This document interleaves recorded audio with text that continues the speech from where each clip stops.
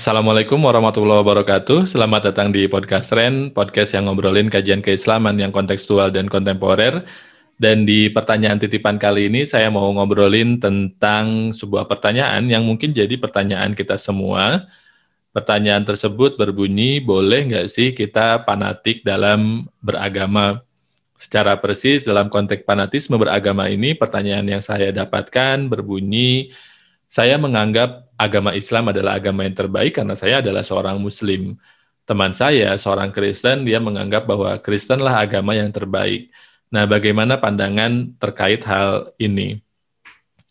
Saya mau memulai dengan melihat pada definisi fanatisme di dalam kamus yang relevan terhadap definisi kata.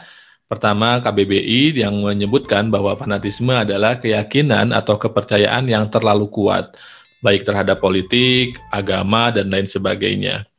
Sedangkan menurut Cambridge Dictionary, fanaticism ini adalah extreme belief that may lead to unreasonable or violent behavior, atau extreme interest in something to a degree that some people find unreasonable. Jadi kalau kita lihat dari dua definisi ini, konteks fanatisme selalu negatif karena dia memiliki kandungan sifat yang keterlalukuatan terhadap suatu keyakinan, yang mana terlalu kuat dalam keyakinan ini membuat dia melakukan tindakan-tindakan yang ekstrim, tidak masuk akal, yang diskriminatif, yang intoleran, dan seterusnya.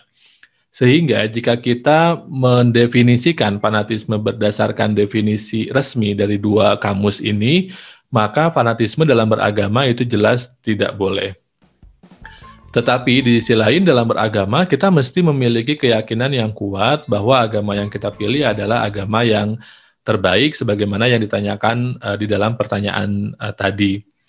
Nah, sehingga kemudian dalam konteks ini saya lebih senang, lebih cenderung membedakan fanatisme dan fanatisme membabi buta.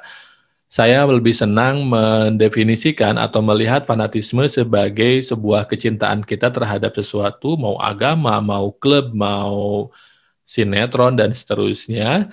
Tapi kemudian kecintaan itu membuat kita setia terhadap apa yang kita cintai. Tetapi tidak mesti kecintaan itu membuat kita berlaku diskriminatif terhadap orang yang tidak suka terhadap apa yang kita cintai. Misalkan kalau suka klub A, kemudian tidak membuat dia merasa harus membenci klub B. Dalam konteks beragama, fanatisme sebagai kecintaan ini adalah tepat, tetapi fanatisme membabi buta itu jelas sekali keliru. Kenapa? Kita bisa lihat bahwa di dalam Islam kita mesti meyakini bahwa inna dina indaullahil Islam, bahwa agama yang ada di sisi Allah yang diridhoi oleh Allah hanya Islam. Sehingga dari sini kita bisa meyakini bahwa dalam kebutuhan kita melaksanakan tugas dan kontrak kita sebagai hambanya, cara yang terbaik, jalan yang terbaik adalah dengan menjadi seorang Muslim. Tetapi keyakinan ini, keyakinan bahwa inna dina indaullahil Islam ini mesti kita taruh di dalam sebuah bingkai, sehingga kemudian dia tidak membabi buta menjadi sebuah sikap yang ekstrim, yang diskriminatif, yang intoleran terhadap orang-orang yang tidak meyakini bahwa inna dina indaullahil Islam. Apa saja bingkainya, apa saja rules yang itu menjadi pagar bagi keyakinan inna dina indaullahil Islam ini, bagi kecintaan dan fanatisme inna dina indaullahil Islam ini. Pertama, firman Allah, walau sya'allahu laja'alakum ummatan wahidatan walaki yudhillu may yasha wa yahdi may yasha. Allah sebetulnya bisa saja membuat seluruh manusia menjadi umat yang satu, menjadi umat yang sama agamanya. Tetapi Allah memang tidak berkehendak demikian.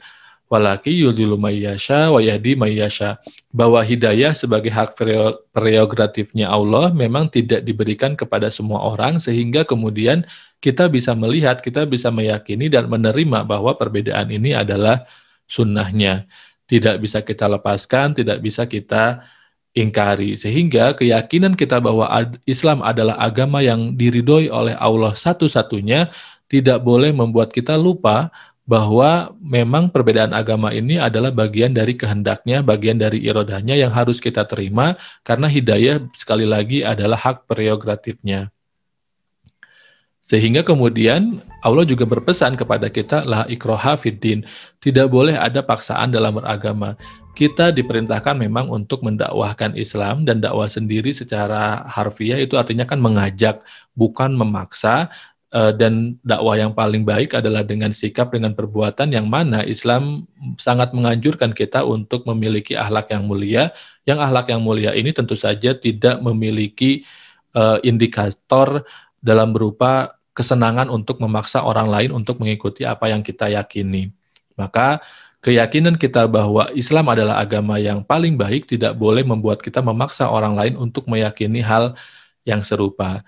Dan ayat ini kalau lihat di Asbabun Nuzulnya ini bercerita tentang seorang sahabat yang mana anaknya itu tetap kekeh tidak mau masuk Islam.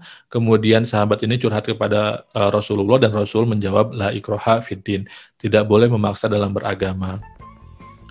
Kemudian berikutnya, lakum dinukum waliyadin, yang pasti kawan-kawan juga sudah sering dengar, sudah sering baca, sudah hafal betul di luar kepala, yang mana sebetulnya ini menunjukkan bagaimana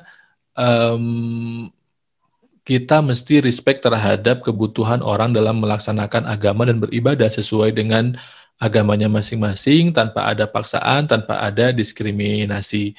Makanya kalau kita lihat fikih perang misalkan, itu sangat tidak diperbolehkan bagi umat Islam, bahkan dalam kondisi perang, untuk menghancurkan rumah ibadah atau untuk membunuh orang yang sedang beribadah di dalam rumah ibadah, walaupun agama yang diyakini berbeda. Dan bahwa perbedaan agama, lakum dinukum waliyadin, itu tidak boleh membuat kita kemudian menjadi tidak mau untuk bekerja sama, untuk berteman, untuk berkolaborasi dalam kebaikan kemanusiaan yang lebih besar. Saya sih lebih senang untuk memberikan analogi terhadap konteks ini dengan melihat pada fanatisme dalam sepak bola. Kita sering misalkan ya ada dua klub raksasa Inggris, MU dan Liverpool. Kebetulan saya penggemar Manchester United, dan sebagai penggemar MU dari sejak kecil saya sadar betul bahwa ada sebagian fans MU yang merasa bahwa ketika mereka mencintai, menggemari MU, mereka harus membenci Liverpool. Karena Liverpool adalah rival yang paling berat, yang paling besar, yang paling klasik dan bersejarah, di mana kedua klub ini berebut tahta gitu ya, paling banyak trofi baik di domestik Liga Inggris maupun Piala Champion dan seterusnya. Padahal bagi saya mencintai MU tidak mesti membenci Liverpool, bahkan juga boleh mengagumi dan respect terhadap Liverpool maupun pendukung Liverpool. Karena itulah sejatinya keindahan dalam sepak bola. Bayangkan kalau sepak bola tidak ada klub yang berbeda-beda, tidak ada fanatisme terhadap klub yang berbeda-beda. Bayangkan kalau sepak bola hanya ada satu klub, kemudian fansnya juga hanya mencintai satu klub, maka mungkin tidak akan ada kompetisi, tidak akan ada keriangan, kegembiraan menikmati sepak bola sebagai sebuah pertandingan, kompetisi, dan lain sebagainya. Maka kemudian di sini kecintaan kita terhadap MU misalkan atau Liverpool tidak boleh membuat kita merasa berhak untuk menyakiti, membenci, atau membuli penggemar dari klub yang lain. Biarkan mereka meyakini apa yang mereka yakini, dan kita meyakini apa yang kita yakini secara total, secara dalam dan mengakar. Maka dalam konteks analogi ini, mencintai MU tidak boleh membuat kita merasa harus membenci Liverpool.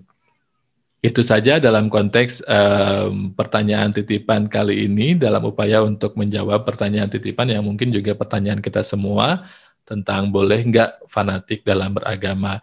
Semoga ada manfaatnya. Wallahu muwaffiq ila aqwamit thoriq. Wassalamualaikum warahmatullahi wabarakatuh.